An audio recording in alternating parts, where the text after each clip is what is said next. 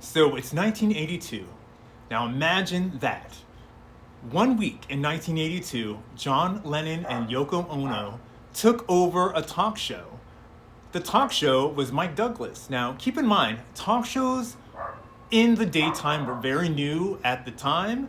It was an experiment. Hey, we're going to have like a host have guests come on and we'll interview them in the daytime while housewives are cooking and doing their thing on a weekly basis, right? So this was the time of the Vietnam War. This was the time of having a corrupt president in office. And Yoko Ono and John Lennon took over this talk show for 1 week to have anti-war guests come on and interview and tell people how to organize and how to basically use their constitutional rights to say, I don't like this war. Now, what is so awesome about this documentary, and I highly recommend you pick it up. Again, you could find it at your local library. You could probably find it on the internet, stream it somewhere. But basically, it was a daytime revolution. By the way, that's the name of the documentary.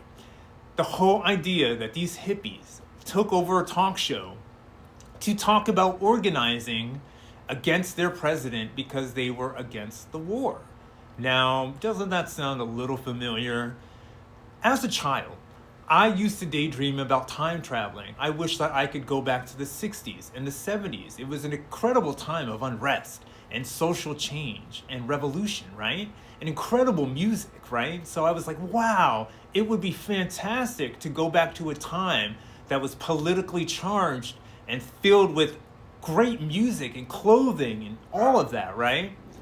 Well, I guess I don't have to go back in time because time repeats itself.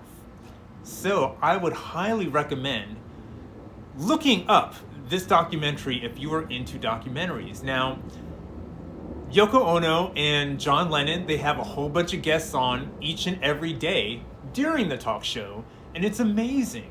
They begin with activists at the time who were helping people to organize anti-war protests.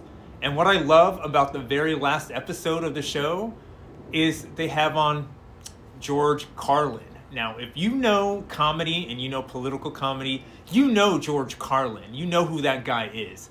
He started off as a straight man comic who would wear nice suits and ties in the 60s, but as he would do his comedy at colleges in the 1970s, he dropped off of that scene and he dropped onto the scene of the young people, the anti-war protest people, the young educated people who wanted to uphold the Constitution.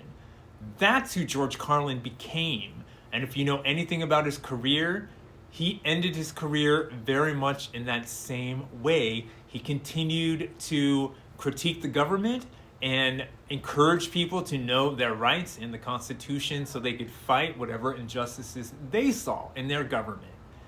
So what is so poignant about this documentary is that history repeats itself, and we are living through another Nixon.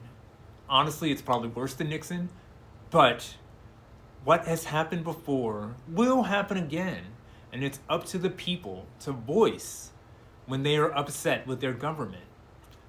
By all means, check out this documentary, Daytime Revolution.